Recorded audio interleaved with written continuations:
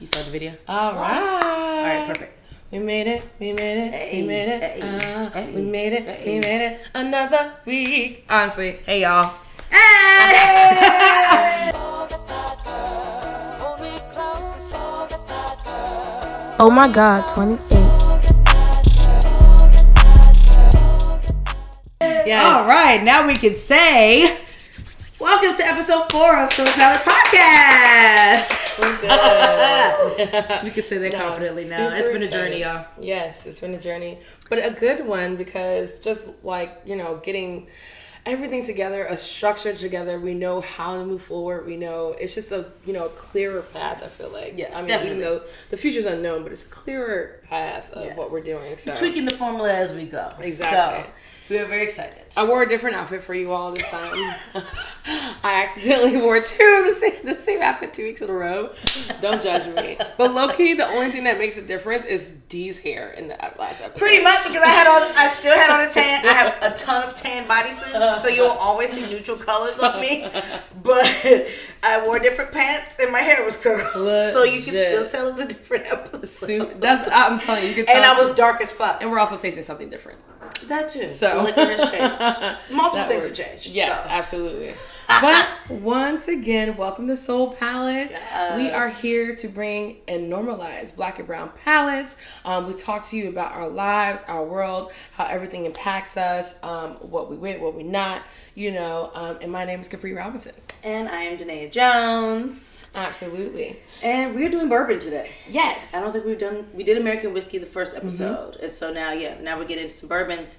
We decided to just pick some fun variations, some stuff that's available regularly and some stuff that's a little more limited release. Absolutely. Just to kind of spice it up a little bit. So, yeah. So, I see we don't have any water on the table, so I'm going to reach out to First of all, it's the Eve's Blind membership situation for me. I am very grateful that... What's her name? Marianne? Yeah, Marianne Eves. Marianne Eves. And I am very grateful that somehow I got on this list that you're sending out these awesome hand-selected blends. You're blending yourself, and then you're selecting some single barrels for us to taste. So I really appreciate that. And we're going to use your specially curated water. It says on the back, not drinking water. So we're going to find out exactly what that means. Yeah, we don't know. But shout out to Eve's Blind. I'm sorry I have been a little MIA. It's been a lot. But I am definitely trying to catch up on my tastings. And I cannot wait for the next two. So, yes. What are we? First we sip. Yes. Okay. So we're doing obviously the bourbon category just for those who don't quite understand bourbon and what declares a bourbon and all that type of stuff. So to make it as simple as possible, there's the whiskey category, and that is the umbrella. Under that umbrella, you have bourbon, you have rye, you have American, you have Scotch, you have American single malt. I'm sorry. And so whiskey is the umbrella. Bourbon falls under that umbrella as a category. And what declares bourbon a bourbon, one is an American-based whiskey. It is 51% minimum of corn, which is what makes it a bourbon. And then the rest of the mash can be whatever ratios they want it to be, whether it's rye or malted barley or wheat or any of that. And so that is what declares something a bourbon. For something to be considered a straight bourbon, it is aged for a minimum of 2 years. Mm-hmm. It is aged in new charred oak. It can't be in anything used not to be declared straight or to be declared a bourbon by law. It has to be in new oak first, and then it can be finished in whatever you want. And legally, that's, the most important in terms of the requirements for it to be legally declared a bourbon. And then the rest is just experimentation and a bunch of play. And we've got a bunch of things that are across the spectrum in that regard. So this would be nice. A couple of these are actually available for sale online too. So for the ones that are available for sale, if anyone is curious about them, I'll just put the links in the description and you'll be able to see them there. Plug, sale. Yes, shameless plug. So the first one we're going to be trying is the Blue Run 14 year, which was this huge summer release, that came from Bull Run, Blue Run, which is this beautiful bottle with other side. Okay, the way we see them is how they're set up. Okay, so perfect. Our glasses go that way. Okay, perfect. So this one it was a big summer release. They have this super huge cult following right now. Definitely do your Googles on Blue Run. They're getting more and more popular with every release. They have a golden rye coming out. Their releases so far have just been bourbons. And Steelbox will be exclusively selling the golden rye, I believe. So that'll be fun. Maybe that'll be our rye category when we do a rye tasting. But yeah, they're super popular. I can't recall where they're out of. Let's look. That's why we have the bottles. Yes. Isn't So that Kentucky. Yeah. Okay. Kentucky straight, aged 14 years. It is 113 proof. And yeah, they just got a lot going on in there. People are really loving this expression right now. The 13 years popular. They had a single barrel release of like 10 single barrels at one time, which was a huge hit. Nice. So yeah. Like I say every episode, first thing you do when you smell it, say exactly what's on your mind, what it brings to you, your memories. And then the first thing you do when you taste it, say exactly what's on your mind. No one can tell you if you're right or wrong. You know what's right, you know what's wrong when you're tasting and smelling. So let's get to it. Yes. All right. Bubblegum. Definitely pink bubblegum, that dry powdery pink bubblegum. Yes. Bubblicious. First off, Like I the need me bubble some tape. You Bubblicious. remember the bubble tape? I do remember the bubble tape. It's more like the bubble tape for sure. That's what it reminds me of. Yeah. When I say that powdery gum, I always Yes. think of that bubble tape gum. Absolutely. It's the nostalgia for me. But it also goes into those quintessential bourbon notes, like Yes. the caramel, Absolutely. A little bit of vanilla, honey. a little honey. Love it. Smells really good. It does. I want to say lemon. Usually I feel like I get orange with bourbon. and but not this even is just good. lemon peel, like lemon Yeah. flesh. Yes. Like, Juicy lemon, a juicy lemon. All right. I always need to pour a little water. And this is really curated, so I'm sorry, Marianne, Yeah, if I'm you watch like- this, because you're like, this water's not made it's for got this. numbers and everything. They're I'm different like numbers. so curious. So I need to really read up on what the fuck this is about. Yeah, did you smell it first? The water? Smell it first. Yeah. I'm so scared that it's white dog. It's water. This is motherfucking water. Okay, good. 'Cause when it said not drinking water, I was like, okay. I just won't You sure it's not white dog? I won't use all of it so I can use it for its purpose, but like, Yeah. you know, at the same time, like, Okay, I'm just gonna use just the use one mine, that's yeah. already. Yeah. And for those who don't know what white dog is, that is just the distillate before it's aged. Because this is 114. Y'all, I told y'all about, did I tell y'all about my heartburn yet? So, I be having heartburn with whiskey. If it's overproof whiskey, or almost anything, but usually just like aged spirits that are overproof, they give me, like, I just get like, look, I gotta get there. Okay. You sound like a character from Us. The heartburn.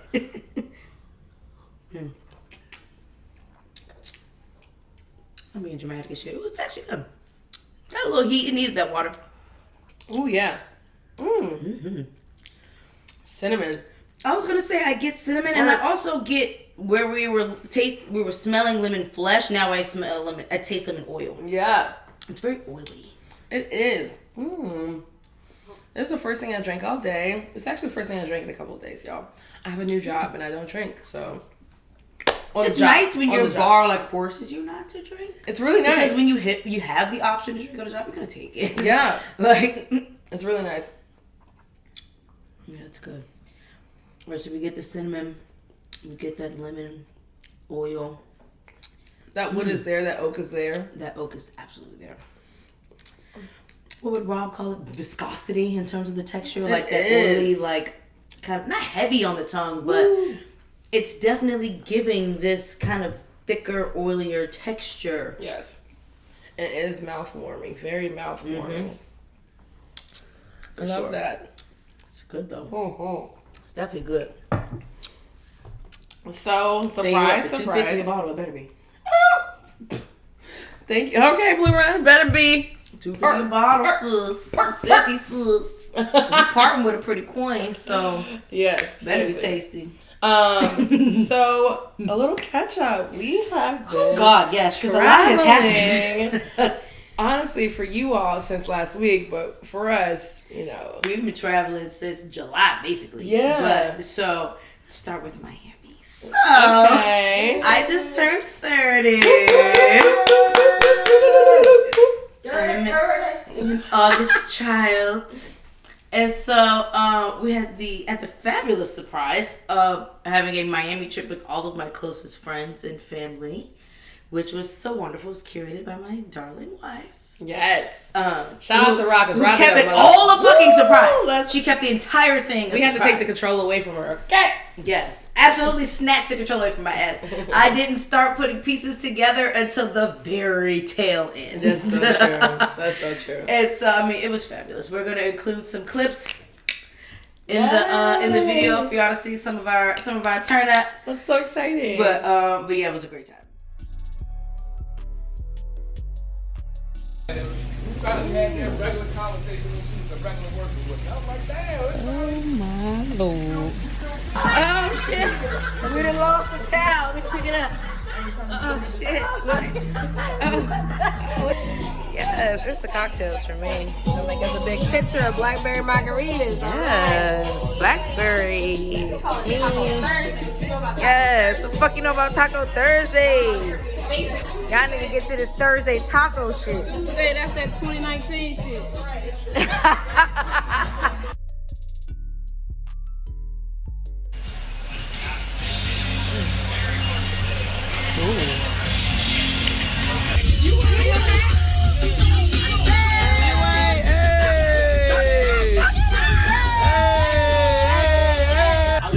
Y'all parents literally went ass In on the y'all. pink and young. Literally.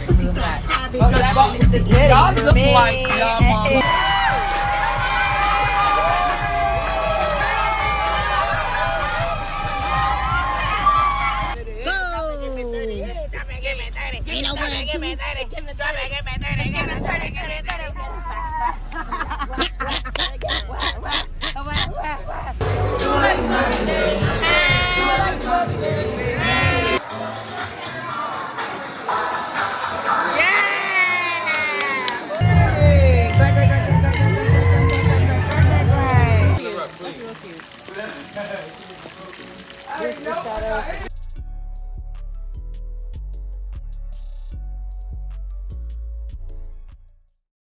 So obviously Kapri was there, my best friend Shantae was there, my mother was there, my aunt was there, my best friend who no longer lives in DC was there. So it was a really good time. It was perfect. My sister was there, duh.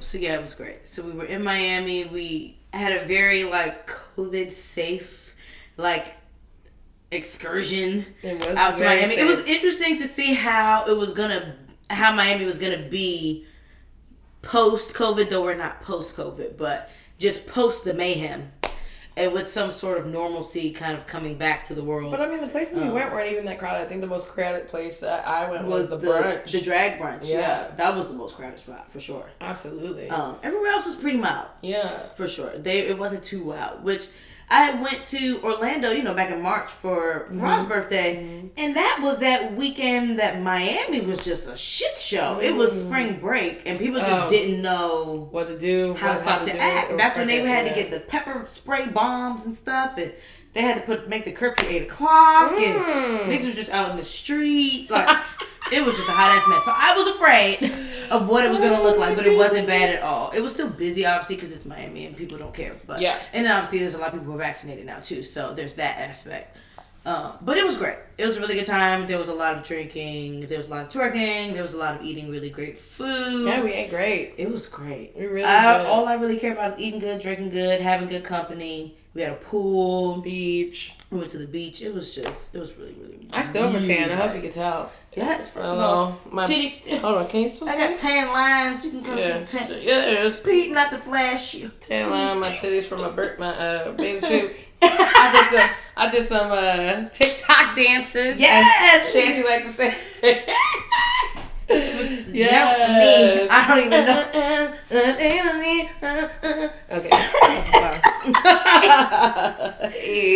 So Miami was fucking great. Needless to say, it was fab. Yes. And then right after that, when we got back, the following week was Bar Convent. I went to Bar Convent Brooklyn. I was supposed to go to because I was supposed to talk on a panel. Yeah. But I'm not vaccinated, y'all. So there's that. And New York they were checking at bars and stuff too, and like they were checking for vaccinations. Mm-hmm. Oh, because you can't eat inside. Yeah, if the place didn't have patio, you can't get in. Yeah, forgot about that part. But that trip was a lot. There was a lot that happened, but one of the best things about it, and we'll get into the lot part later. Stuff, yeah. But the best part about it was the panel discussion that we had. It was myself, Michael Holiday, Clyde Davis Jr., and Tiffany Barriere. I think that's how you pronounce it. Barriere. I'm so sorry if I'm... We're fucking it up. I'm sorry. Please correct us. Yes, please. But it was just so charging. It was called Build Your Equity, The Road to Ownership. And we really just talked to the individual, really speaking to people of color, Black people, underrepresented people, about how they can get their equity, how they go into conversations about that. And we were told that they didn't have audience participation as much as ours, that people didn't react to our statements as much to other panels like ours. But I mean, nice. It was really such a good turnout. It was a great energy. The questions were great. The conversation went an awesome way. And I just think that... Did you feel like you pulled some gems from the conversation? Just in terms of like... Yes, I would say we really talked about, talking about having conversations with the ownership and not like allowing them to not follow through with their words. You know what I'm saying? Like that was one of the biggest things. And we just talked about what it meant to do it for yourself, you know, and if... I think one of the questions were like, if I have an opportunity to get equity in the position I'm in right now, but I also have another opportunity to move on to a different position, but I kind of love what I love, and it was like, what do I do? It was just kind of like, well, you know, weigh out your pros and cons. You know, what is this place that you're at? You know, if you have that position to get equity, it's probably not in the way that you want it to be. You know what I'm saying? There's probably a lot of compromises that are going to happen and different things like that because you are already part of that system. Whereas getting into a new situation, new relationship, and having an opportunity to start with equity might give you more of an opportunity. But you can see the conversation up on BCB's Vimeo. And it was just great. It was charging. One of the questions was about like, of course, you know, the question always now in these conversations is, well, how can owners and brands do better and something like that. But the never-ending question. Just no matter how many different ways it no matter how quite get executed to say it, you just always. But you know, my answer was conversation, real ass conversation, and then follow through in that conversation. If you're trying, and per person, this is not just as a blanket. You're giving equity as a blanket, and this is how it works. No. Sit whoever it is who you're trying to give equity to, if it's a whole team, sit each person down, have a conversation about what they believe equity is for them, and then follow fucking through. That's just it. Because there's no other way that you can... I can't give you like a equation like this is and 3 plus 3 and times 2 plus and then me. Like the little white bitch trying to figure out what the fuck is going on. No, bitch, I don't have that. Like, no, and you don't have that. If you're not having real conversations with people, and this is for everything, even beyond equity, and you don't follow through with those conversations, then why are we still asking what brands can do? Because literally, this is the only... Because you're not willing to do what you're being asked of, so why keep asking? The only thing to do is to have the conversation, but a specific conversation.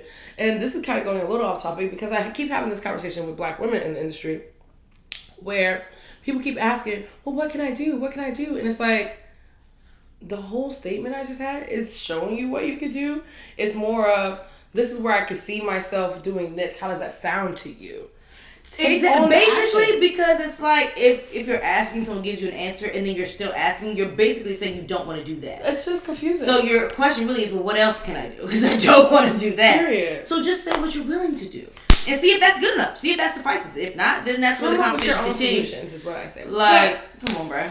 The conversation was great, and if you want to see it, Bar Convent Brooklyn's Vimeo, I think it's also located on their website. I have to find it myself, and we'll probably put it down below.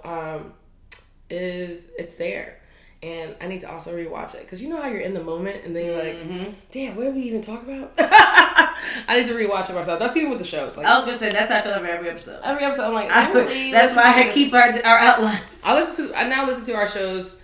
I probably listen to every episode now like 4 or 5 times. Mm-hmm. Oh, for sure.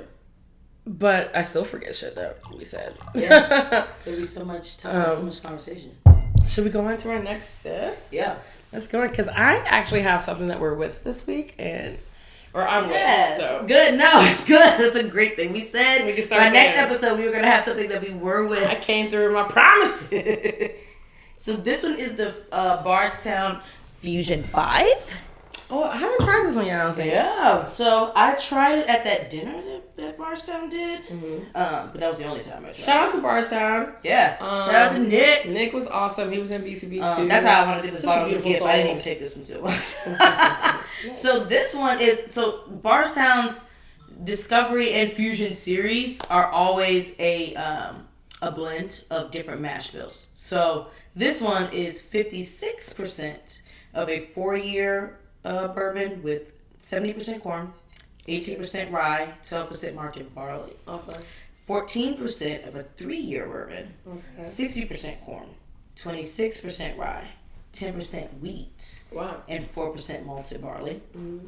And then we've got 30% of an 11-year bourbon, 75% corn, 13% rye, 12% malted barley. 30% is a lot. Yeah. You said 30 or 13? 13% of the rye. Oh, you're talking about 30% of this particular bourbon? Oh, yeah. 30%. So, it's interesting. It's definitely interesting. Their Discovery and Fusion series are always different ratio blends of different aged bourbons. So, there's always something very interesting to pick apart in these. For me, it's strawberries, blueberries, raspberries. Like, it's giving a berry, It is giving berry medley. Yeah. And then honey. Splash. Just a splash.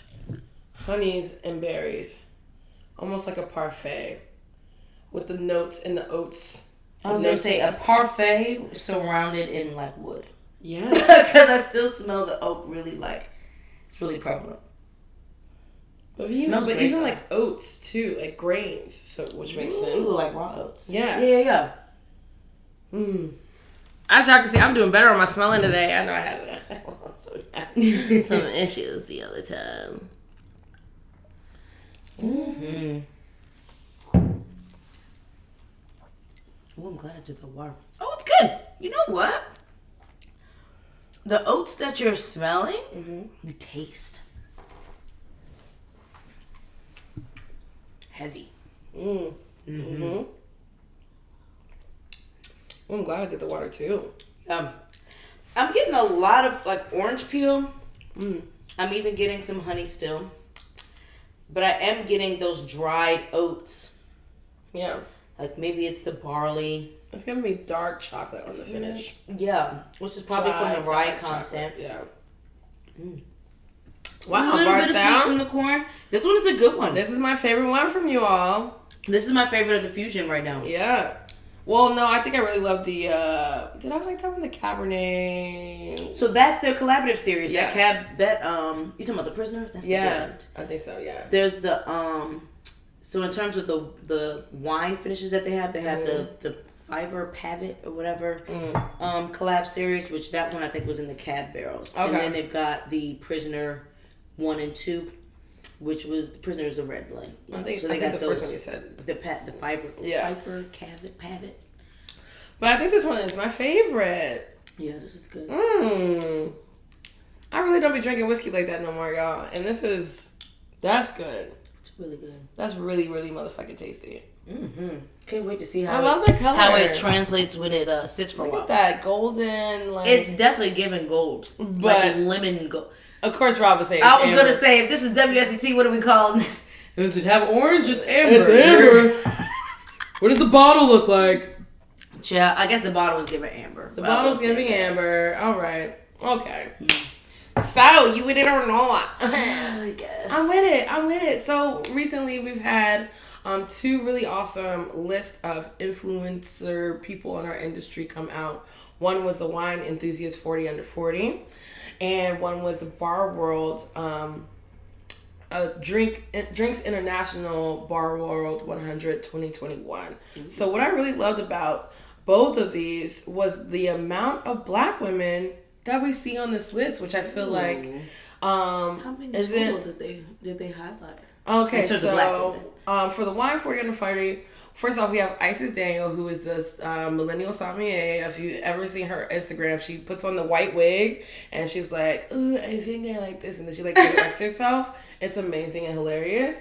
But Isis Daniel, that's 1, 2 for Shanika, 3 Shakira, 4 Simone, 5 LP. Lauren Paylor's on here. Kelly Mitchell, she's black, right? Kelly Mitchell. Oh shit, sorry y'all. Yeah. Kelly Mitchell. Oh, LP's on 6. here. What does she do in wine? I think this is also for. I heard it was also about beverage director people. Got it. Okay. And Lauren Paylor is really into sherries. I don't know if that also puts her up there. Oh, okay.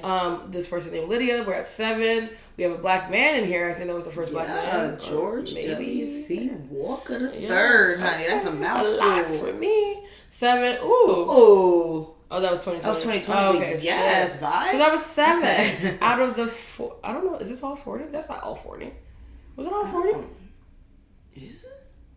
I guess. But we got a solid 7. That's nice. That's nice. And then Drinks International Bar 100, I feel like it was so, personally, for me, the most black people I've seen. Still not that much. There is, but number 2, coming up at number 2, Ashton Berry.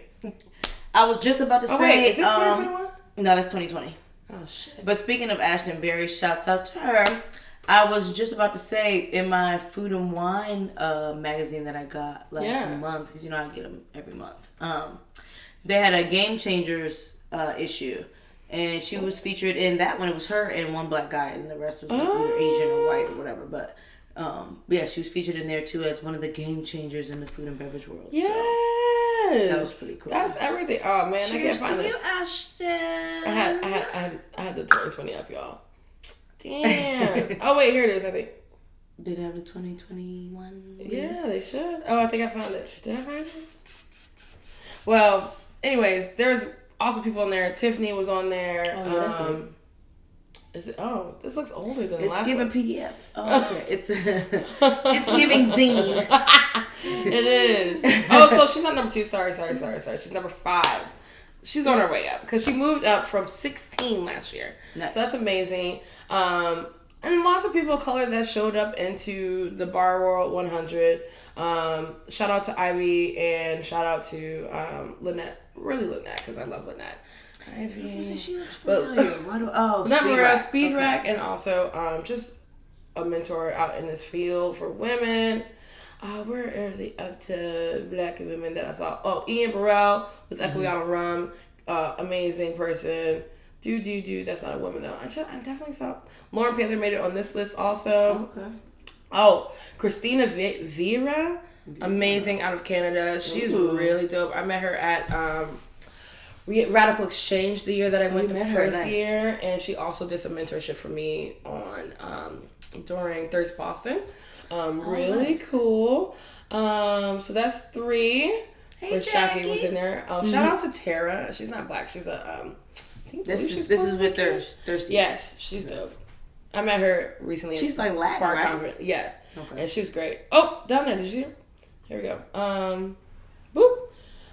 Oh, yes. Sandra Lawrence, the cocktail lovers, London, UK. Ooh. Hello, Sandra. Yes, that's a if I'm saying y'all names wrong, photo, it was. If I'm saying y'all name wrong, let me know. Tiffany. Tiffany made it, number 73. That's amazing. First off, Maggie Campbell. She's not black. Maggie's in here? Yeah. First of all, Maggie's just dope. She just gets it. I love Maggie so much. I love her content. I love the content that she does with Ashton. And they're just a great dynamic duo. What is the series that they do together? Treading Waters? Or something like that? Something with waters. Troubled Waters, Muddy Waters. Fawn made it on. Something Waters. And that was 4 black women, right? Tiffany, Ashton, Sandra, Lauren Paylor, There was Fawn. one other. Okay. Oh, Fawn. Fawn is in Uncle Nearest Fawn. So that was 5. Shannon, 6. Oh, hey, girl, Shannon. She was in town recently. Yes. So that's 6. Yeah. So that was 6 black Out of women. 100. You know, we're this is getting more every making year. our way through. We're making our way through. And as a whole, there were more people of color, I feel like, on this. So, you know, I'm with that. I'm with just seeing some people that I love and adore on this list. But there's still some dope ass black women doing some great things out there. So, I mean, shout out to the black men. There's actually wasn't a lot of black men in this either, honestly. There was Jackie. In terms of men, there's a lot more like white and then other, just to declare a category, because it can fall under Latin, Asian, etc. I think there were 3 black men on this list. 3. Yeah. Okay. Yeah. So yeah, when you all get a chance, I would say go look at this. Yeah, take a look at those lists. Look at these people. There's definitely some people that we just looked through just now that I want to look up again and probably follow. But yeah, so that's what I'm with this time around. Yes, we are with the inclusion and acknowledgement, of our beautiful brown and black folks. Some people are really trying, not even trying, but doing really hard work, and and just getting have been acknowledged doing for really hard work, So, that's what we went. Should we move on to our third taste before we get into what we now with? The nitty-gritty? Yes, because I feel like the bulk of what we're now with is going to take up the most of the conversation. Yes, absolutely. It will. We definitely have some spots to touch on in terms of where we're eating. There was definitely a couple spots in Miami that I would recommend for sure. Yes. So we'll get into where we would eat and patronize before we get into where we would not. So what are we going to next? So this one is the Weller Special Reserve. Nice. And so Weller, for those who are not familiar with the brand, it is a really popular wheated bourbon in the whiskey bourbon enthusiast world. It is actually considered like the wheated bourbon. Nice. I don't know if I consider it all that. Their Full Proof is probably my favorite expression under the Weller umbrella, but it's out of Kentucky. This one is 90 proof. And yeah, they don't really give a ton of information about why it's special. It's considered their special reserve. And Weller is just one of those brands where, depending on which one you're trying to get your hands on, it's a little more difficult to get a hold of. So people kind of covet it like they would like a Pappy or something else. All right. Get on the nose. For me, vanilla and a little bit of banana. Definitely getting a lot of vanilla. And cream. Yeah, I could see banana. Not even ripe banana. Like, if you were buying it and it was still a little... It's giving me banana pudding only because of like cream, banana with the vanilla wafer type of thing going on. I could see that. 90 proof is quite light compared to the usual. Let me get in here real quick. Seriously, we are not. Real quick. It's the Weller. It's the Weller for you. It's the Weller for me. Let me see. Get a little tasting note.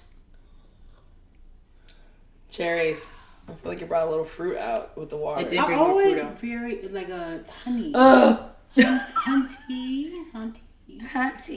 Honey. I feel like bourbon has this specific. This Weller made you feel like you were hungry? Bourbon has this specific. It's giving I need a meal. Smell and taste. Absolutely. As well. Mm-hmm.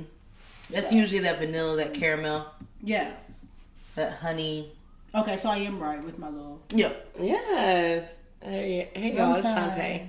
Yeah. Welcome Socialite Shantae, Cicerone Shantae, Shantae the Don, Shantae the party organizer, the behind the scenes, behind the camera, DJ Enthusiast, DJ branding and management. Yes. Period. But I love a good taste with the Cheers. girlies. Taste with the girlies. Yes. She's also bartender certified. She just tries to distance herself from that training. But The girl used to always These make stay sure I trying to got push palate. this. She don't want to be a bartender, y'all. This is not what I she's trying push to it. say. I have been pushing it. I have been.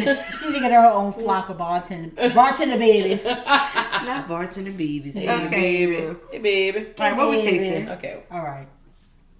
Also, you know what? I also taste some corn. It's a bourbon. So, yeah. Okay. It's at least 51% corn. So, go. there we go. The prominent. That's it. I like how you say that because I feel like it's hard for me to pull out corn. Yeah. It's easier to pull out grains like rye, barley, wheat. Like, those have a more distinct kind of like flavor to them. Whereas corn, really your primary indicator is a hint of sweetness because corn is sweet per se. But But, corn is mad grainy too, though. yeah, it is. It's like,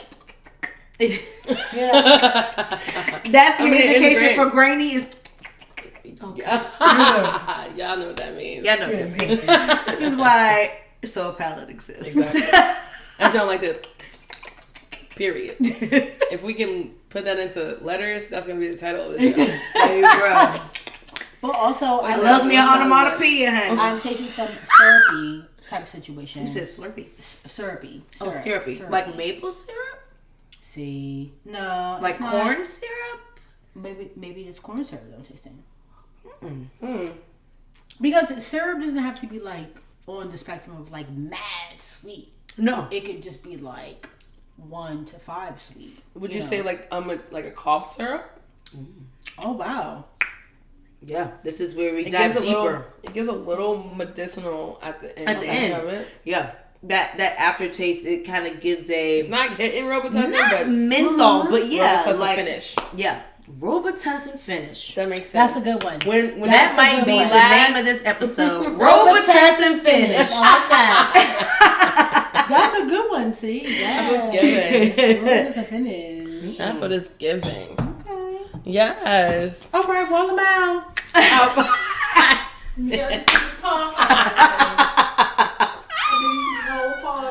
So we're gonna skip past the what's tea part and all that. We're not gonna get 'Cause into the this news is and tea. all that because this is already tea in itself. Like, Yeah. we're just gonna get into. I didn't get to go to Bar Convent. I already said that part, but I still had to feel the remnants of what happened down Bar Convent because obviously my peoples was there, and my peoples had to endure an experience that was severely, though it was probably not surprising. It is still always gonna throw you off when you're met with just blatant prejudice, disrespect. Yes, prejudice, disrespect, just any of that. Nobody ever walks into a situation unless they just have a big chip on their shoulder expecting those type of experiences per se. Though when we come across them, we're not necessarily surprised. But this particular one, just once I actually got some of the rundown of like what took place, it was just like I couldn't help but feel emotional. I didn't want to pull up to Brooklyn with my guns ablazing, but definitely was ready to bust off. But it's cool. So we're gonna get into some things. Yeah. and I'm gonna give Kapri the floor on that one. So just honestly, this is not the first time in New York that some bullshit has happened because it happened to me the year before. exactly. It just didn't get to an overtly physical place. Yeah. And honestly, maybe we probably could have did what we did this time for that situation too. But my friend Michael Holiday, our friend Michael Holiday Jr., who's also platform curator for Toxic Spells, was assaulted in a bar called Bushwick Country Club. So BCC, Bushwick Country Club. Okay. So what happened was, we went from a bar. We were at an awesome bar called Basic, really awesome. And people there that we knew were like, let's go to Bushwick Country Club. Like, come with us. Like, we're going to go see Pineapple. Let's walk down there. I'm like, all right, fuck it. Let's all walk. So we're walking. I'm walking a little bit faster than everybody, trying to keep up with this other white girl because she was walking fast as shit. And I didn't know where I was going. So if I lost sight of her, then we all was Yes, going to follow the person who knows where they're going. So I'm following her. And I walk in like right after her, and I sit down. I'm like, woo! I'm like, okay, like it's the end of the night, like I really just want some wine. And he's just like, looks at me and I'm like, hey, can I get, a rosé? I don't have rosé. Okay, can I get, any wine? You have any wine? I don't have any wine. Like, it's the end of the night. I'm not trying to pour nothing. I don't have it. So he's like mad rude initially. This man, his name is Mr. Pineapple. On Facebook, you find him at William Pineapple. And supposedly, I'll get to that part later. So I'm already in my feelings. I'm like, okay, this nigga. I'm like, okay, all right. I'm sorry. I know you're closing up, but like a lot of people that live here just said to come and visit you. They're on their way. They're right behind me. So I'm like, let me just get a shot of Jaeger. So I just get a shot of Jaeger. I love Jaeger. Shout out to Jaegermeister. And all the rest of the group come in. Mind you, majority of the group is white people. There's me, Paige, or white presenting too. Me, Paige, and Mike Holiday are the only black people in this group of people. But he's like, oh, these people, like, and I like turn, I'm like, hey, you all made it. Of course, they're behind me, but I'm like, hey, you made it. And I turn back, there's a cup of rosé in front of me. And I'm like, oh. So now all of a sudden he has rosé because he realized who you were with. Period. So that happens, and then I'm like, okay. So Paige and Mike stand next to me, and Mike's like, "What you drinking?" I'm like, "Oh, I got rosé, but listen, this motherfucker didn't want to give me nothing to drink before y'all got here. Now that y'all walked in here and see what y'all are, now I got to drink that shit. I'm really pissed off about this shit. Like I was pissed already, right?" Mm-hmm. And he was like, "All right, well let me just get a rosé." And Paige was like, "I'll get a rosé too." So shout out to Paige. I really do love Paige. And so Mike's like, yeah, let me get 2 rosés. This motherfucker pulls out the bottle, slams it down. Like, I mean, a hard-ass slam, y'all. On the bar, puts 2 cups and says, pour it yourself. So Mike is like, okay. And then Paige, I like got up and I rolled my eyes because I was like, see, this is what I'm talking about. I already said something already. And I had said something to some other people and they were like, I'm sorry, like, everything okay. And I was dismissing it. This is what has to stop, and I'm gonna stop letting this happen to myself. Is I can't keep dismissing asshole bartenders just because they're asshole bartenders. I can't be like, that's just what it is. That was gonna say, people excuse it as like a brand of bartender. No, we can't do that anymore. No, that's a brand of human, and I don't patronize that brand of human in any other fucking industry. So the fuck am I gonna patronize that shit? Like, no. And sadly, like I always chalk it up to like, oh, it's just old school bartending, but we're not in the old school really anymore. Though. A lot of old school bartenders who have spent decades in this game actually keep their longevity in their careers by being friendly and by being that bartender, that being personable. Period. It's not like you gotta be super nice to everybody, but like being personable and just not treating people like shit you don't even know from a can of paint. Like So Paige even looked at me and was like, "Why the fuck did he just slam that bottle down?" I said, "Girl, I don't know. Let's just fuck it. Like just have a good time." So we all went to the back. And I mean, at this point, we forgot about all of that. Like, we had a great time in the back. We were talking. We were laughing. We were getting more drinks. I might have made out with some people. But, like, it was like a nice time. We had a good day. And so I was like, all right, let's leave. All right, so we leaving. All day, Mike had this fucking stupid-ass brown bag. And I was like, don't you want to put that bag down? Because I know I don't be wanting, especially when I'm carrying traveling stuff and and you drinking and stuff. I don't want to carry shit around. And like, I just like, which is also makes me kind of a wasteful person because if it's leftovers, I'm like tossing that shit. Like, I don't. I'm bad with that too. Just like, unless it's food I really want. Yeah. So, and it wasn't food that he really wanted, but this bag had like his speaker badge that he wanted to keep as, it was our first time. It's memento from BCB. It had his charger and his phone charger, and it had like maybe his BCB bag in it. And dudes carry weird bags. Like, well, he didn't want to put all this stuff in his BCB bag because he didn't want to carry, a fucking bag like over his shoulder. Yeah. And so so you have forgotten about the bullshit inside. Yes. You enjoyed yourself outside. Yes. And they love you. And so he comes, I'm getting a sandwich across the street, and I come outside, and he's like coming over to meet me to get a sandwich. And I look down, I'm like, where's your bag? Like, get your bag. He's like, shit. So he walks back across the street to the bar, and I see him like wave, or it looks like he like knocked at the door, and he goes, someone let him in. He goes in. I'm like outside, I'm like, waiting. Next thing I know, I'm just hearing yelling. I look up, and Mike is getting pushed out the door, like physically pushed. This is a big man, and this bartender is not a big ass. You say Mike is not a small dude. And Mike just has his hand up, like, "Yo, what's going on? What are we doing?" And like he has his hand up, and I'm like, "What the fuck?" And then all of a sudden, I see this motherfucker go to swing at Michael Holiday, and so he throws a punch at Mike. Mike dodges, and Pineapple falls. At this point, I'm making my way over. The nigga gets back up, tries to hit Mike again, and Mike dodges, and it scrapes Mike a little bit, and he's like, what? Like, yelling and screaming, and then he gets up again, and like, tries to go again, and his friends yoke him up, take him in the bar, and then slams out the great gate. Place of business, honey. Slams out the gate, this guy. And so, I run over, and I'm like, Right. come back out here. What's up? Come back out here. Like, what's going on? Come back out here.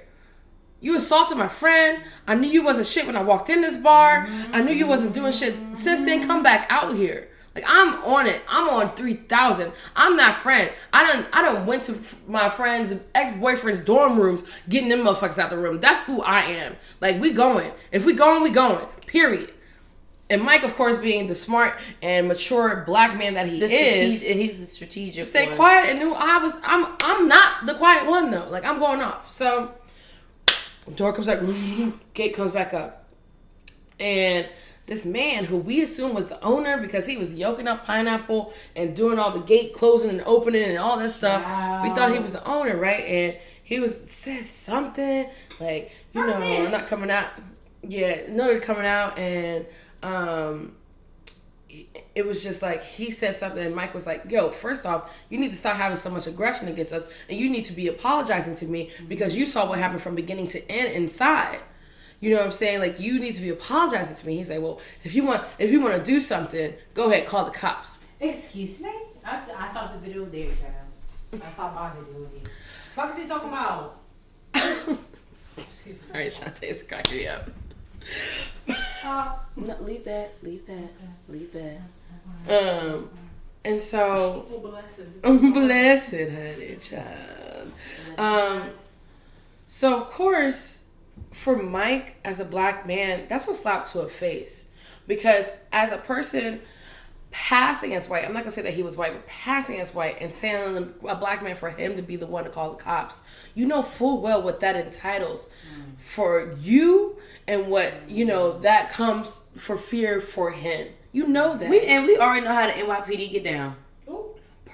So, I stood there. I looked at Mike. I said, what you want to do? Like, I will call the cops. I'm going to call the cops. Like, I don't give a fuck. Like, I know they ain't going to do shit, but I will call the cops. Yeah. You know what I'm saying? He was like, call the cops.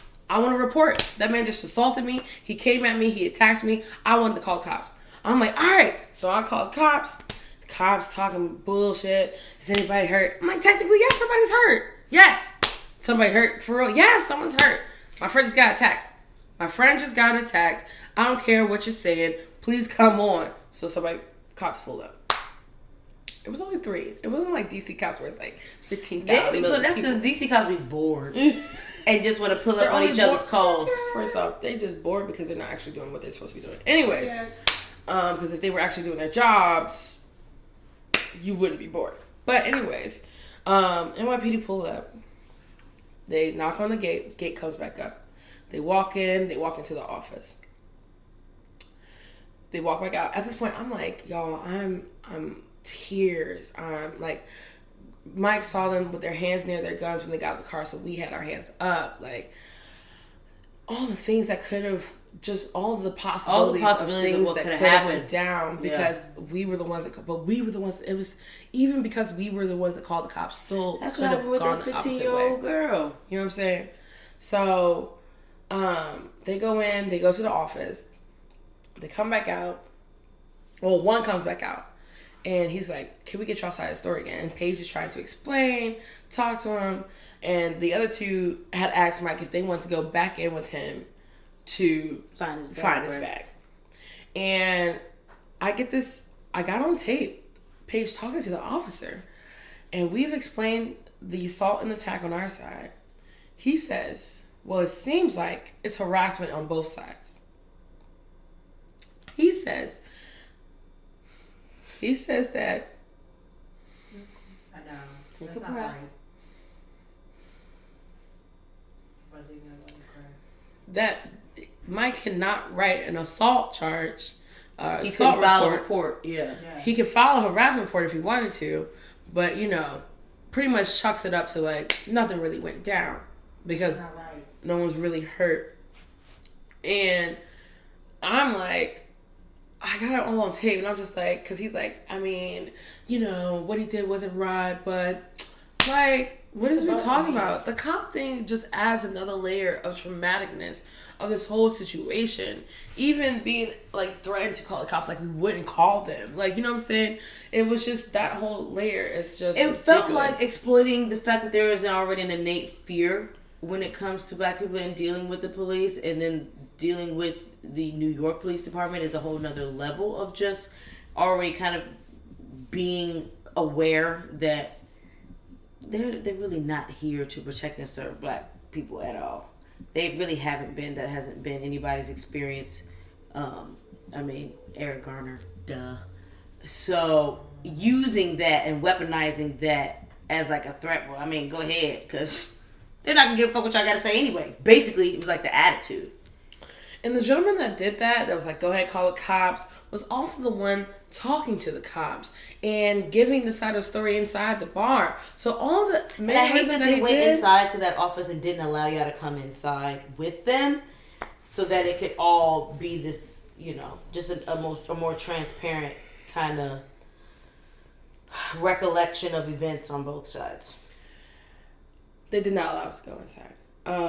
And we assume that this man that is liaison to the cops, closing and shutting the gate, taking care of the bartender, is the owner. We assume this. Just the way that he was moving, the way he was talking to us, the way he was protecting Pineapple, it seemed like it was the owner. So that night, at this point, it was now almost Like morning, right? And we get back to the hotel, and I'm just like, I want to post this, but I don't want to post this now. I'm so heated. My body is hot. My head hurts. I'm crying, so I go to sleep. I wake up. All right. Hit Mike, and I'm like, Mike, are you okay with me to post something about this? I really want to call this person out. I really want to say something about this. So I make a post. You can see it on my page. You can see it on my Instagram. It's not a very detailed post as what I just told you all just now, but it's a post about how a white man is still able to go about his life, live how he lives, as he continues to, after attacking a black man in public, attacking anyone in general. Yeah. And how he's protected by police, how he's protected at this time, I thought, by his owners. You know what I'm saying? And until we see an apology, protected by his owners. Yeah. And so apology's not even enough. And so I made a post, and first off, Mr. Pineapple didn't know who I was. Mike let him know he didn't know who he was. You know what I'm saying? And because of this, the industry at large is watching what's going on. I'm getting DMs talking about I support you. That day we had shouts out to Lindsay of Lush Life, shouts out to Claire Gordon. Claire Gordon had an event. I didn't make it because I couldn't even be around industry people after that. I didn't even want to see them. I was around maybe a couple because I went on this beautiful boat ride by Mount Gay on the Clipper City, and we got to see the Statue of Liberty. I have pictures. Nice. I got to show my pictures. And it was like my first time seeing the Statue of Liberty. So shout out to Mount Gay for a very relaxing, get away from the event. Like we weren't, like the industry people that were there weren't like the main people I know. It was actually new people that I was meeting. So that was really nice. And it was amongst the public too. And there was a bar on the boat. It was really nice. So yeah, and I saw my friend Julia. Like I didn't do anything industry the next day, but shouts out to Claire Gordon because she was like, William was supposed to work tonight at the event at Holiday Cocktail Lounge. He is no longer working.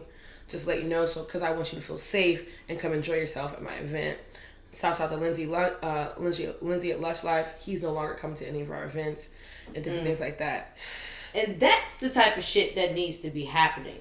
Period. Not people trying to make excuses or try to like victim blame or like do all of that extra shit. Yeah, And try to, well, I've never experienced that with him, so what did you do to make it?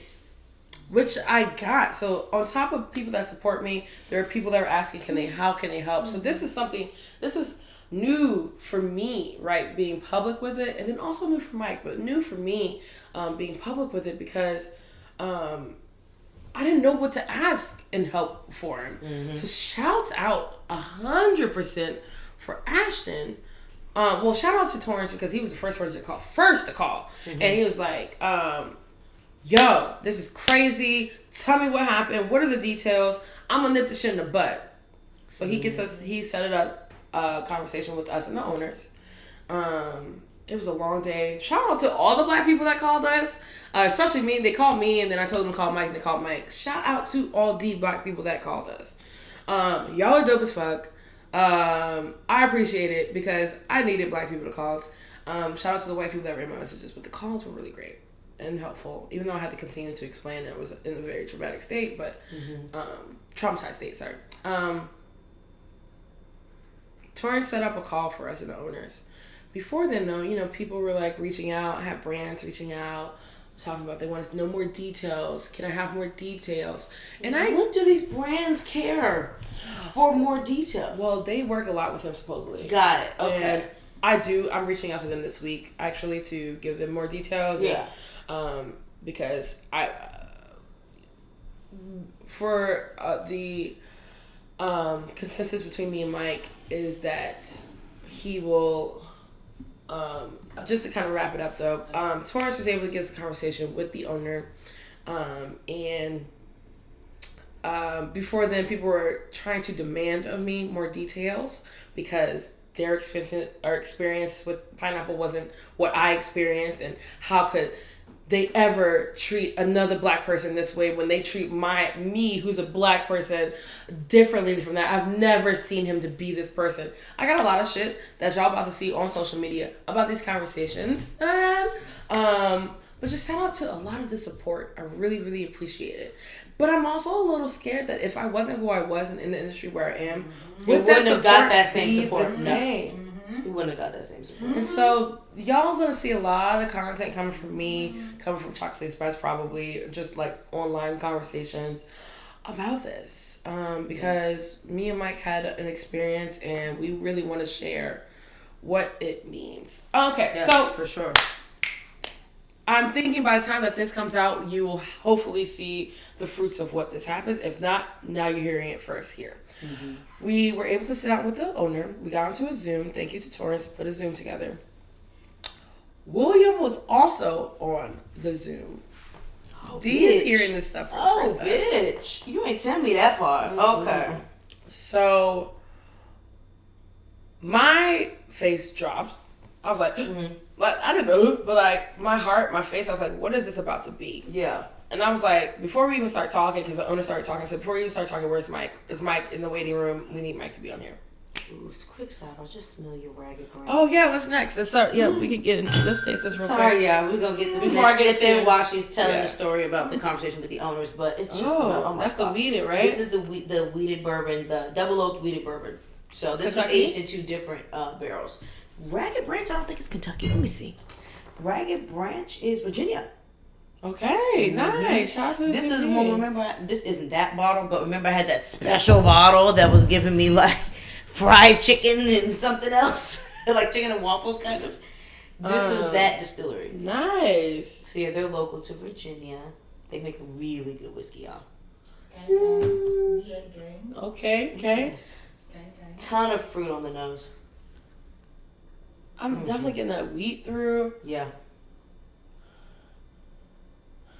It's like wheat bread.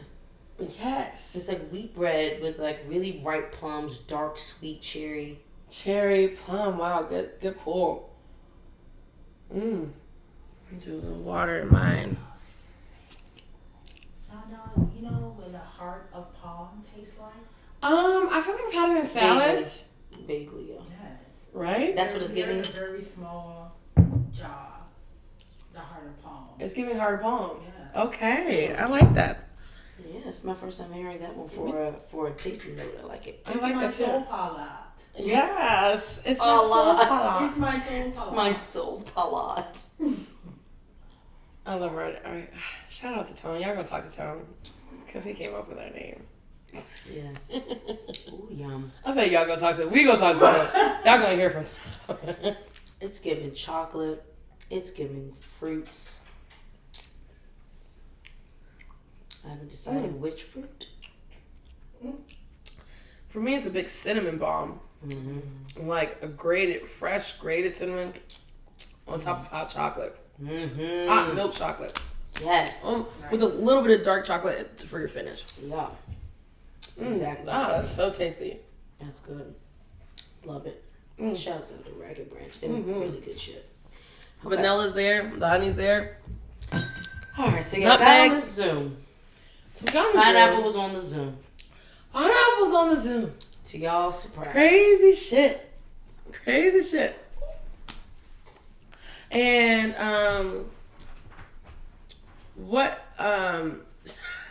so we get on. The owner apologizes. He said, first and foremost, want to apologize. This is not what my bar represents. This is not how I treat people at my bar. This is not, what we're here for. Like, I'm so sorry that you had to go through this. He explains. So I know. Sorry, like, got this. it's I felt attacked just now. Me too. I don't know where it came from. Oh shit! So, Capri has a ton of plants, and therefore that attracts. We gotta say this every week, but this shit's fucking up. I need to figure something out. They're aggressive. They're aggressive right now, and I'm annoyed. And so he talks, and then Mike tells his story, tells his side, and then Torrance is like, all right, well, William, I want to hear your side of everything. What's up? You got to say, yeah. This motherfucker goes. Well, everything he said was very accurate. Talking about Mike. Yes. But he also didn't remember what happened, right? Or we don't know if he remembered. We don't know. Okay. But to this point, that's a whole nother conversation. Okay. Supposedly during that conversation, the motherfucker didn't even hear from Pineapple, but he had all these recollections of something. Y'all gonna have that's a motherfucker who had the several sources. Got it. Okay. That's a whole thing y'all That's gonna a whole see. separate thing. That's a whole separate thing. Outside of this conversation, because that's another part, a different episode, just talking about the people that are harmful when you're trying to hold someone accountable. It's crazy. Everything's accurate. And then goes first. It was after the last call when you tried to order your wine, and this is just how I am. I'm aggressive when I have to get people out of here, so that's just how I am. And then he goes, I did let you in. He tried to say that he let Mike into the bar 3 times, which is not true. Mike went in once. And then was shoved out. It was in once, and all I saw was him being pushed physically out, aggressively pushed out. So that was it's the lie. putting hands on me for me. I don't understand. Period. You don't have to do that as a bartender. You don't have to do that. Never have to put your hands on somebody. And then he says that, and then he goes to say, because Mike tells a part of his story where he says, you let me walk around, and I just knew I had my bag in there, and I just had to check one more time in the back, and when I didn't see it that last time, he still doesn't have his bag, we couldn't find it. And when I checked one more time, I was turning around to try to tell you thank you, but before I could get out thank you out of my mouth, you were yelling, get the fuck out of my bar, and trying to physically harm me. And so Pineapple's part of that says, he literally says, you, at that point when you turned around, you said you were about to say thank you. All I saw from you is that you put your arms down, and I felt threatened. That's that shit white people weaponize right there. He said he feels threatened. Because he put his arms down? When you put your arms down, you were trying to come back. Okay. All right. How do you rationalize somebody putting their... If I'm about to fight you, right? Am I putting... And I'm turning around and my arms are down. Am I putting my As opposed to like this. What the fuck are you talking about, bruh? You did not feel threatened by anything. With your drunk, red in the face ass, you're just a dick. Just own it that you're a dick. You clearly have some inherent bias. At that point, Torrance didn't even let it go. He hopped into the conversation and went off. Mike was about to, and I said, Mike, don't even. I said, don't even react. Because you're going to feed into the bullshit he's already trying to... We are the opposing side. We need to shut our mouths. Torrance is the mediator. He's a neutral party zone here. Because he knows Pineapple, he knows the owner, and he knows us. So, that motherfucker, but he heard that and went the fuck literally off. Because I think for him it was even triggering to hear a white man say that it was a threatening, literally to put your arms down. Describe a non-threatening pose and then say he felt threatened.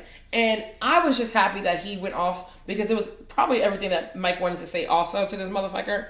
Because it was just like, what? This is how motherfuckers die. This is literally how motherfuckers are getting smoked. Because of lies about feeling threatened, from an action that was non-threatening. Girl. So, we let them go back and forth for a second. And then I hop in and I was like, look, I had my parts of the incident. I have people in my messaging that was messaging me about his actions being, this is his true actions. He's done this before. He's done this years before. This is the person that he is. Torrance is talking about the people that he's done it to, other, occasions, people in his actual circle that said that he's done this shit. Stuff that I don't even know, I'm not even privy to, but he's let us know and let us know that we aren't crazy. Yeah. Okay? People in his circle. So, I say that, so for me, what I would like to see done is a public apology from the both of you, from William personally and from the establishment and the owner and the establishment to Michael Holiday for sure, but for the both of us. And then I would like to see William fired. Period.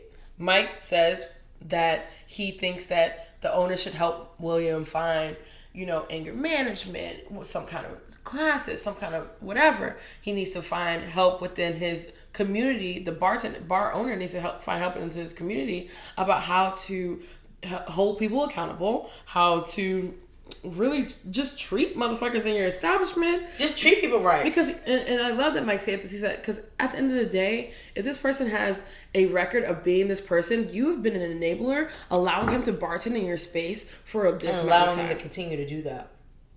Yep. So we both said that we want him to be fired. We don't, and the owner tried to, I understand, but he tried to pull some COVID shit. It's a hard time. Do you all want to come to a compromise? Get the fuck out of here. There is no compromise. Fuck that shit. Half y'all motherfuckers is vaccinated. Anybody trying to hear that shit? Niggas out here want to work. Ain't nobody trying to hear that. You can replace him. It's a hard time to try to, not even that, but him, like, financially for everybody. Nobody care about that. He didn't care about that. I told him, I was like, Nobody he cares about does that. not belong behind a bar. That's the same rationale, though. That's the same rationale that people try to use when police officers gun down black boys and fucking girls. And then when you have something to say about it, you want their job to be gone without fucking pension. Perfect. Then all of a sudden, you don't want to ruin these police officers' lives. They've been serving their community and they have a family at home and kids. Fuck them kids, and fuck that wife, and fuck him, and fuck his bitch. Don't nobody care about that. They're out here taking lives, out here traumatizing people, assaulting people, getting away with doing it multiple times without any repercussions or consequences. Don't nobody give a fuck about your livelihood when you don't give a fuck about human beings, period. That's period. That shit gets under my skin. It's horrible. Isn't that crazy? That's my rant for the day. Period. So we said no. Mike said no first. This is our stance. We won't. Period. Because you know what's so crazy? Oh, you know what's so crazy is that when we were leading up to having this conversation the next day, I didn't even know this, but Mike also, when he told me, we were thinking about Grace. We were thinking about like, well, maybe he just needs to be suspended and like da-da-da-da. But then we had some bullshit come to my DMs about the situation, the lies that were being spewed. And we're like, fuck giving grace. Fuck giving Why grace. the fuck would we?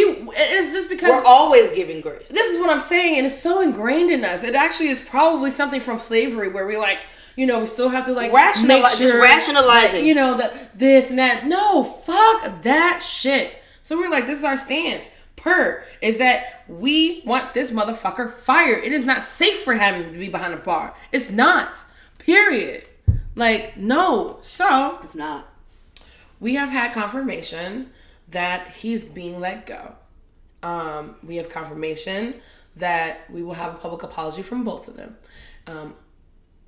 So hopefully by the time you all see this, we've all seen something from them. Because if not, I really hope so. We're gonna have more conversation. And I honestly, I've been the supporter of someone's calling somebody out. I don't think I've ever been really I've called people out before, but nothing like this where, you know, people keep saying it's not a race thing. It's a race thing because I'm still a black person and that person is still a white person.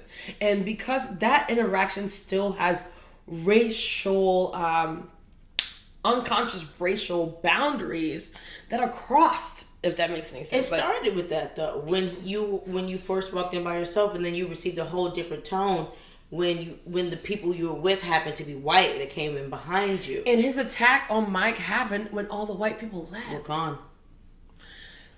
If he's doing it unconsciously, fuck it, he's doing it unconsciously. But that shit is fucking ingrained in him. Horrible. Period. So, yeah, that is what's happened. So after the conversation went actually very well, we were like, wow, like we didn't really have to fight for anything. I mean, the owner, John, I mean, he probably has a lot to work on, but he is very aware of what he has to work on. He is very aware that this shit needs to be left in the past. He was like, there's no reason that because this is who you are, you could be a fucking dick and fucking... Like, he said some really awesome things in the conversation. Good. He addressed that. It was the compromise part that I felt in my heart that I knew that he was going to try to do. Of course. Their instinct is to save themselves. Yeah, so we're just waiting. I just made a post today about some shit, and I tagged them just to be like, I know it's only a day, but we are watching because you already told us what you were going to say. Conversation wasn't enough. Now it's time for action. We're watching. And that's what happened. So, it was very traumatic. When I just think about all the layers of everything,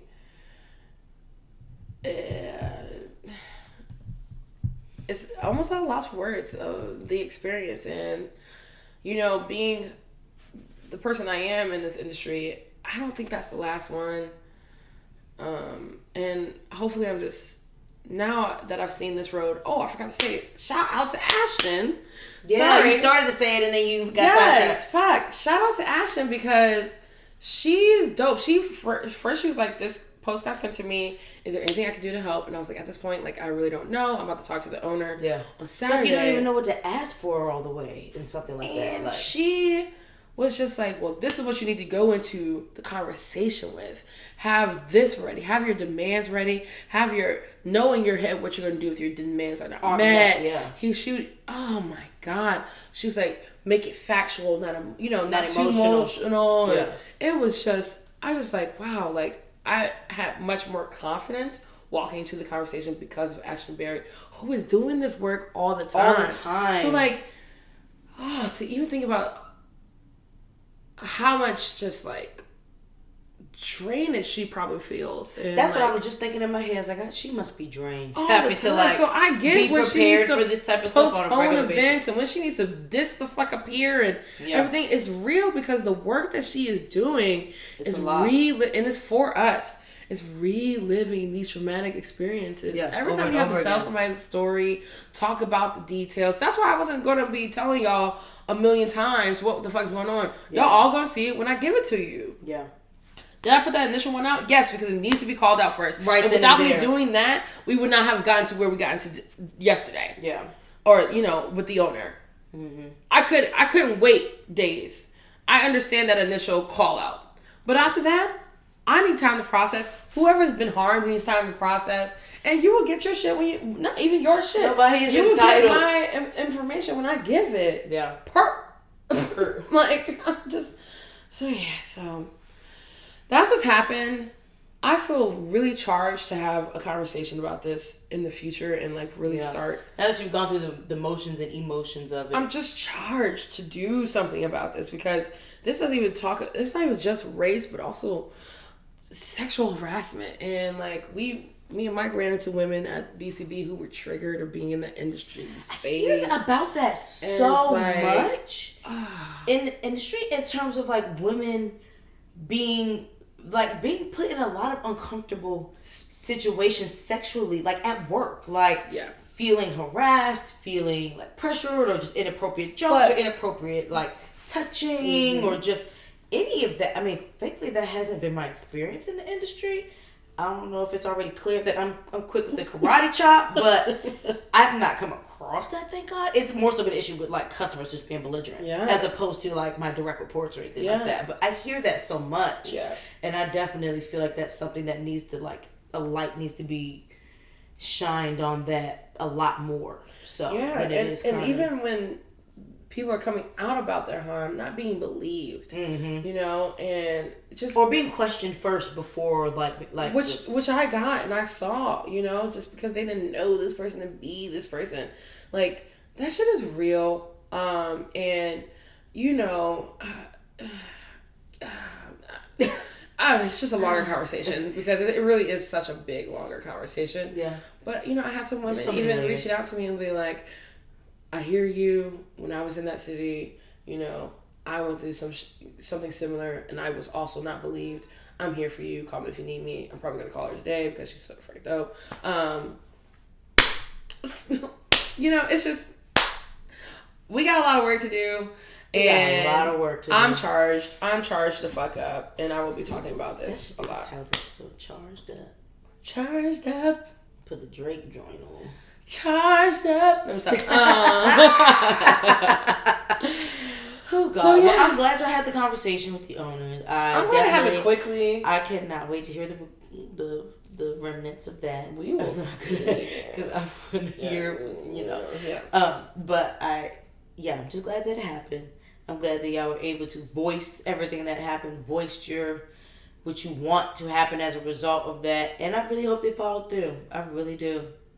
Because it's just New York and the bullshit with these direct reports just protecting this racist bullshit. I mean, I won't even get into what happened last year at BCB when we went to an after hours event. It was just and just the lack of, the only person who I felt like even had my back in the situation was Kapri. So I had a moment where I was super disappointed just with the industry period and with the people who were in my face being real smiley and cool and all that, and then when they saw the type of situation I was put in, did and said nothing and just acted oblivious or whatever. So I'm just glad that something actually came from this incident, like something productive actually came from it, because. And Erica said that too. Well, I was talking to Erica about this, and she was like, I don't really be fucking with the industry spaces anymore because it's so these motherfuckers, when things are all good, they got you, they love you, they support you. And when it's as soon as something goes, especially for black women, if something happens to you and it inconveniences them in that moment of what they're nowhere to be found. I found that out at BCB last year. Found that out working at the bar I was working at. These not really for you unless they're really in your tribe type shit. I, once again, am very grateful for the support that I got through this. Yeah. I am concerned about the people that don't have the backing that I have.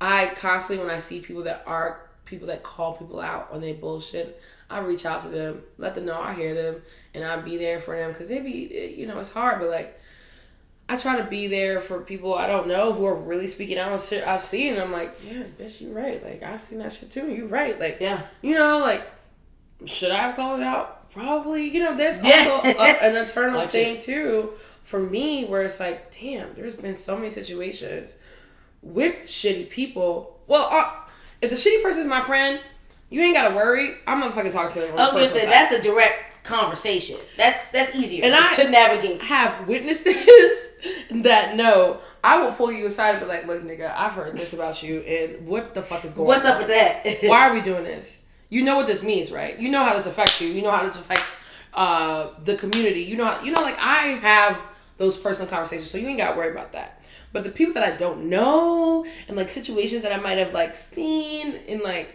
you know, I have to go back and reflect about, like, Kapri, are you allowing shit to slide because it benefits you? So there's a lot of things that this brought to me that I have to sit with when I have time that I'm not fucking some time for introspection. But because there's a lot of meditating and introspection I need to do after this. But yeah,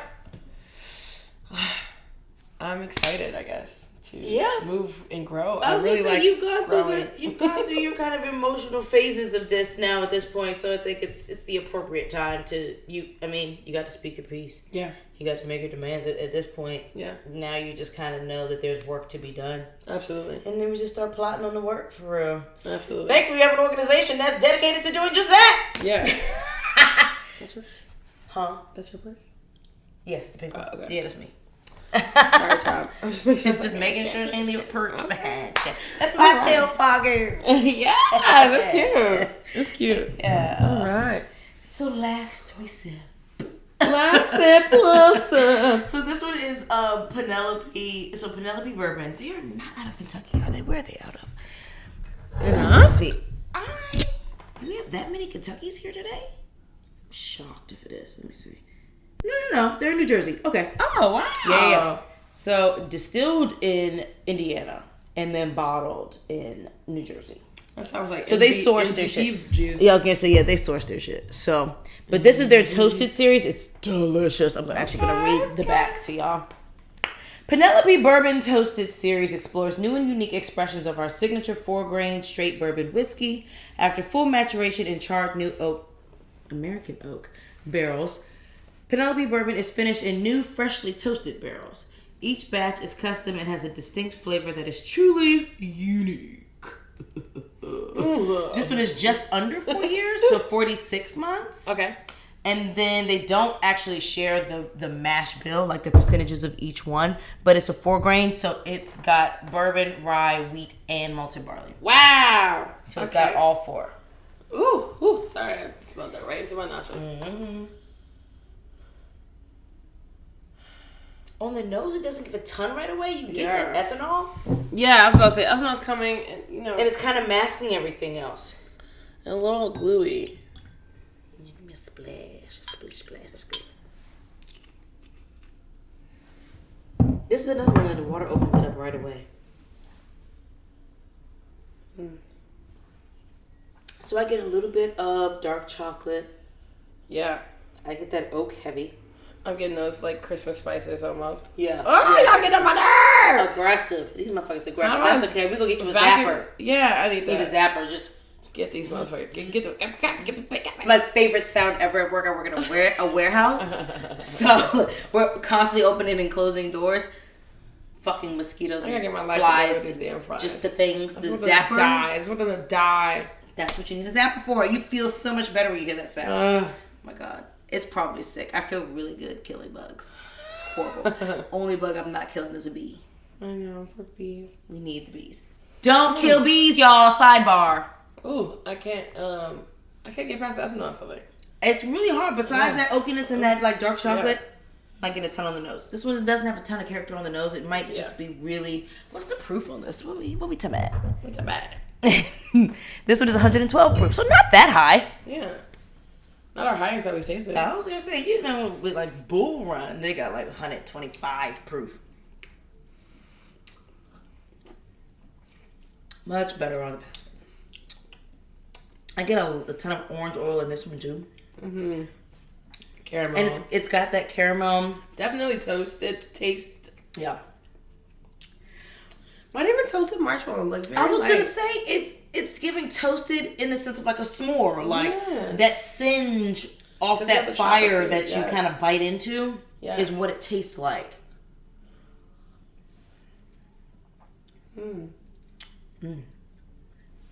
Pretty sharp texture. Yeah.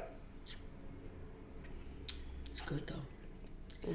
I would make a cocktail with this. I don't know if I would like sit there and sip it all day. But Yeah. I would put this in a cocktail though. Kind of hard to sip. With the right, this Even can with make the a water good in sip. It can make a decent cinnamon old fashioned. I love cinnamon old fashions. It's my favorite. Literally my favorite. I had to stop myself from drinking them in the summertime because then I don't appreciate them as much in the fall. Yes, that's real. Love cinnamon old fashions. Where are we eating, Dee? Girl, well, in Miami, if y'all are out in the Wynwood area, definitely go to Bacan, Bakan. First off, I'm not a big fan of Miami, but Wynwood is my favorite area. Wynwood is the best part of Miami for me. I agree. It's like my favorite neighborhood. Oh, good to It's my know. favorite. Then we I'm can not a go South back to Beach that. girl. Like I'm not. I don't. First of all, I don't really do the beach like that unless I've got my chairs and my umbrella and all of my accoutrements so that I don't have to lay in the sand because I don't do dirt. I did walk. Like down that boardwalk. What is that? When I left you all and like tried to like be cute and stuff. Oh, That's nice at night. That was Wynwood. No, the after that. You talking about when you went to? You were in Fort Lauderdale. I went. Oh, You were in Fort Lauderdale. I went to Fort Lauderdale and then I left you all the night that I had like the see through. Oh yes, when we were still. You talking about my actual birthday? Yes. Yeah. That was South Beach. that area. So that area was South Beach. We went to Sweet Liberty. That was nice. First of all, Sweet Liberty is great. That's on my list of where to eat. That was my second time going there. My first time was going there with the Bacardi group. Yeah, Okay. with the Bacardi people. And they broke out all the Bacardi cocktails and stuff like that. Yeah. And that was really good time. So I forgot the name of the place until we actually went back there. And I was like, oh shit, I've been here. Yes. Because I remember the big tables and stuff like that. Yes. Great spot. That Really, goddamn. really nice. I had my first bite of caviar there. Yeah. When I turned 30. I was like, oh, this is great. Get some caviar in my Caviar. life. It just seemed like the appropriate thing to do, drink Yes. champagne and have caviar. Absolutely. And fucking chips. It was fab. Yes. Their food's epic though. I mean, Their their food was stuff really is just good. really good. And that Yeah. tiki cocktail was really good. Yeah. So yeah, Sweet Liberty is definitely a spot to go to. And it's a good late night spot. Because they're one of the few spots that was open off the late night. They open till 5 almost every day. Yeah, that's a good late night spot. Definitely recommend them. And then Bacan and Wynwood is this really nice like Mexican spot. Like very traditional style with the tacos and empanadas and quesadillas and all that stuff. Extensive agave spirits menu, which was Did you fab. have I tasted through like mezcal? 3. Yeah. What was that like? So good. Oh my god. It was a mezcal reposado. How did we get our hands on it? It was so good. Now that's the fucking question. I'm trying to figure out how I can get my hands on some aged mezcal. up here. We had I haven't seen them up here. I'm going to a When bar we tonight. were I'm hoping it's there. we were in New Orleans. I forgot one of those parties that we went to, but Illegal was one of the sponsors for the night, and they had their reposado there. Did they? We were taking shots of it, bitch. Yes. Oh no. At that point, we was already a little turned, but I remember Was it Illegal? making a mental note of some aged Illegal. Yeah. Girl, yes, and it was this real cool spot. We was all twerking on the dance floor, honey. I remember it vividly. It was one of like the first nights we were there. Oh, you know what? I think I remember it too. Yeah, I remember like Erica was there. Yes. Okay. Yeah, it was a good time. Yeah, girl, yes. I can't wait for Taylor to come back. So I keep just forgetting remember shit. that was my introduction to aged mezcal was the Illegal reposado. So this is my second time even having an aged mezcal because I haven't gotten my hands on any since. Absolutely. But yeah, it was so good. Oh my god, it was so good, and it wasn't even too expensive. I feel like for like an ounce and a half pour in the copita and all that. I think it was. I paid one was $20 that I tried, and another was like $25, which I was expecting it to be more. So I was pleasantly surprised. But no, it was great. Their list is extensive. It's really, really nice. And it's broken down real organized. They break it down by area that it's produced in. So that's cool. And then they separate them by the type of agave. Wow. So it was really cool. The food was really good. That's dope. They had sea bass. So of course I tried the sea bass. You were on a sea bass kick. I am. It's so good. It was so good. I'm trying to try it in different places just to like see all the different ways that I like it. But no, it was really good. And I actually that was where I had the corn tortillas that I actually liked. Oh my God, y'all. Who would have thunk? I like blue corn tortillas. Oh my goodness. I hate yellow corn tortillas. It's okay. Those bitches are just not for me. She doesn't know what she's talking about. Just not for me. It's just not for me. Blue corn is milder in taste, so I can taste everything inside the tortilla. That's the only way she knew that I was coming to the trip. Because there was little corn tortillas. Oh, who the fuck is this for? It's like, who's eating that? It's like, Monica's not eating that. I don't know who else. Shantae's already here. She don't really care, so maybe, but she's not gonna request them. So who requested the? I was Sherlock fucking Holmes trying to figure this shit out. I'm sitting there peeking over at text messages. motherfucking tacos I was like, banging. who is in this group text? I was so confused. I asked my mom, I was like, is my friend Dion coming? This nigga tried to call me from work like he wasn't coming. Hot ass. Everybody trying to throw me off the smell. I saw it. I was like, well, no, he's in this group text. Somebody is lying to me. So it was a good time. It was great. But Pecan was great. Sweet Liberty was great. There was that Canna, the CBD cocktail place. So, Syndicate. Yes. Yes. So Syndicate's really dope. I keep talking about I'm never gonna go back, but I'm probably gonna go back to Miami. You're going back to Miami, stop. And I really want to go to Syndicate when they open up. The actual bar. Yes. I was talking to somebody at BCB. It looks like it's gonna be really tight. It's huge back there. Super exciting. You know what the aesthetic reminded me of? That Hendrix Midsummer Night's Dream experience that they created with all the greenery and stuff. That's kind of what the vibe of Syndicate is giving. Amazing. I love that. When I was in Miami, I went to a place called the Mojito Factory or Mojito Company. Ooh. So dope. Go. Literally, they just have different mojitos and all different types of flavors, but they taste good. They come with a fresh sugar cane. Yes. So definitely go there. I definitely did Sweet Liberty also. Did the Syndicate. Syndicate had CBD cocktails, which was really awesome. Non-alcoholic. If you're trying to do like non-alcoholic thing in the scene, I would definitely say go there. That was the only two that I was able to go to. I also went to like a hookah bar, which was in Fort Lauderdale. Love your friend spot. Let me, because it was so amazing. And Kapri knows somebody everywhere. Oh shit! What the fuck is her name? Fuck. Ooh, lordy. It was great. There were some great places. And I remember the bar, the picture she sent me, video she sent me. It was, it was very so sexy, very low lit, kind of like dark vibes, but just enough light so you can see your hand in front of you, so you can see your drink. Tamara is her name, and the Wilder. Yes, go to the Wilder in Fort Lauderdale. Get your life. I forgot that. The Wilder was so amazing. The Wilder was so imbued. It was literally my aesthetic. I love dark woods and browns and dark greens, and it was just so great. The music was great.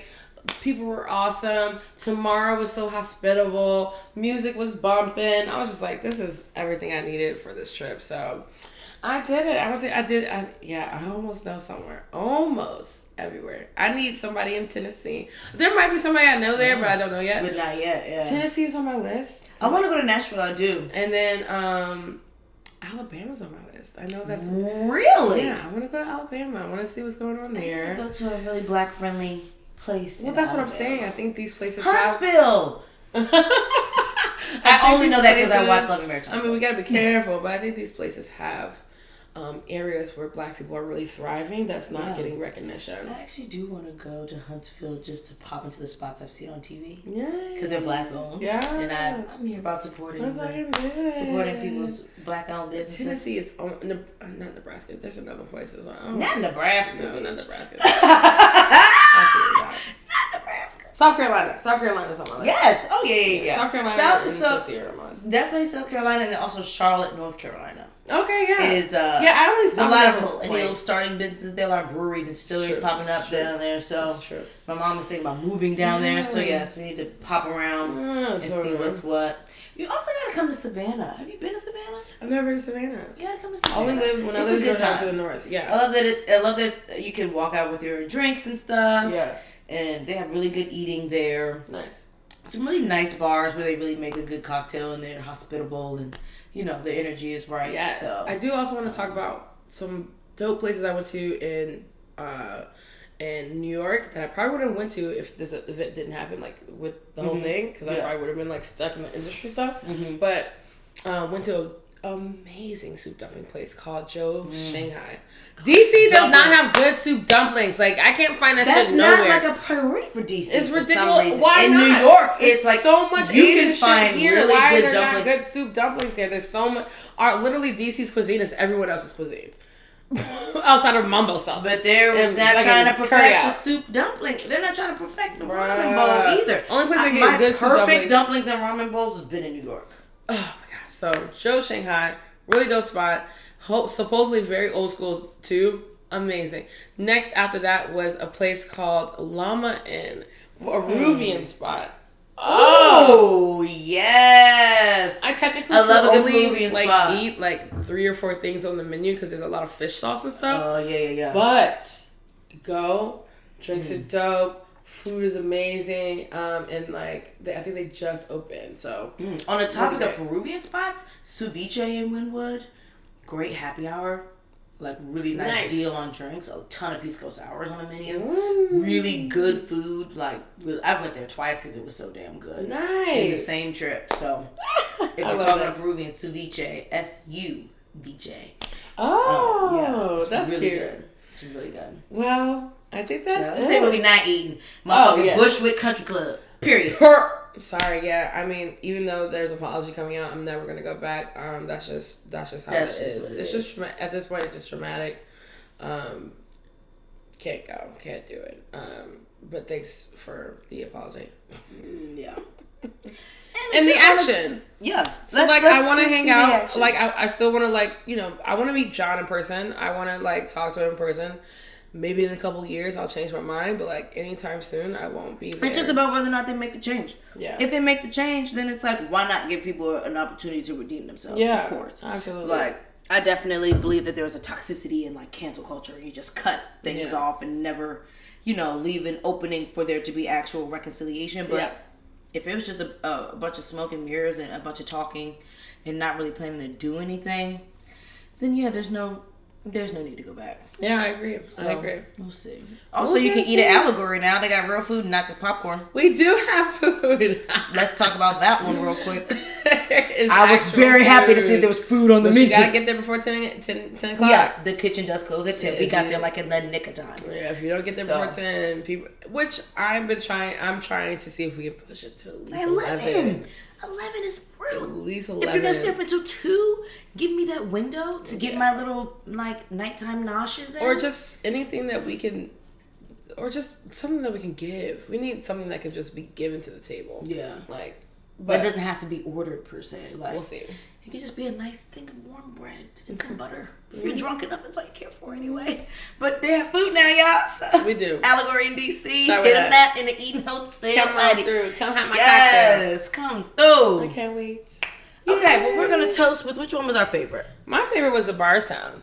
The Bardstown. Okay, let's toast with that one.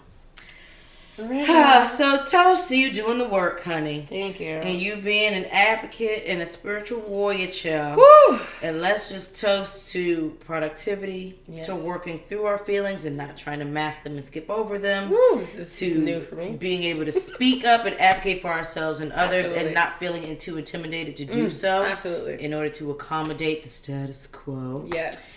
And to disrupting some shit. Absolutely. Shaking shit up and just calling it all to the table. Toast to accountability. Accountability. And responsibility of those who carry that. Clink, clank. Period. And that's the show.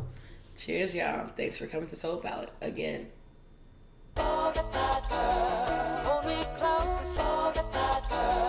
Oh my God, 28.